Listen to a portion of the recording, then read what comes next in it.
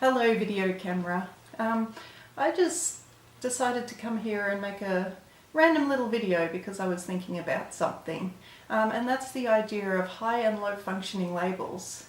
Now if you've ever been on Facebook or online, obviously most of you have, you notice that calling people high and low functioning seems to generate a bit of offence, which I initially wasn't aware of. I sort of did interviews and talked about high functioning, and since then I've learnt that people are bothered by these terms, and I'm not here to preach for or against.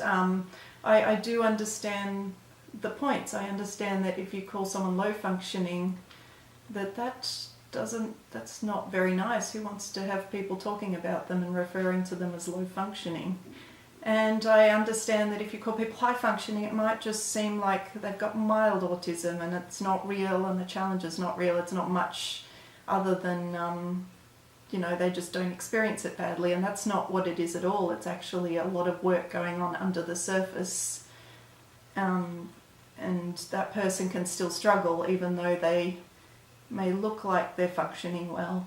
On the other hand, I also sort of think sometimes it's helpful to have terms to describe things, because if you want to describe an experience or describe, where you are on the spectrum, what type of person you are and what experiences you go through, you sort of want a descriptor.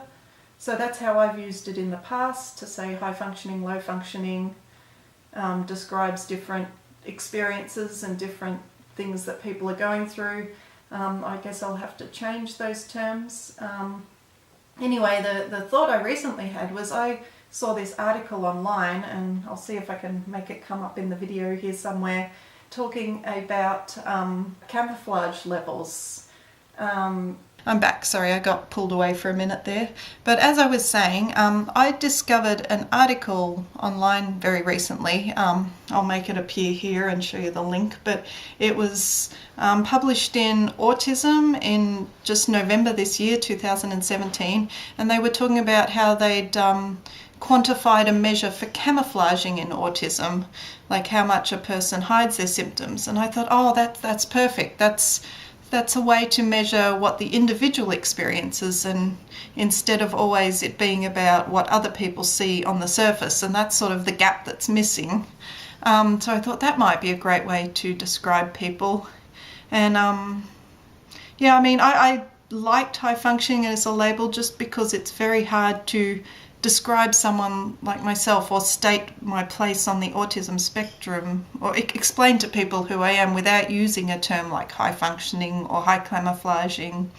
But I'm sure many of you out there will write in the comments about why I shouldn't say high functioning and probably school me more on that issue.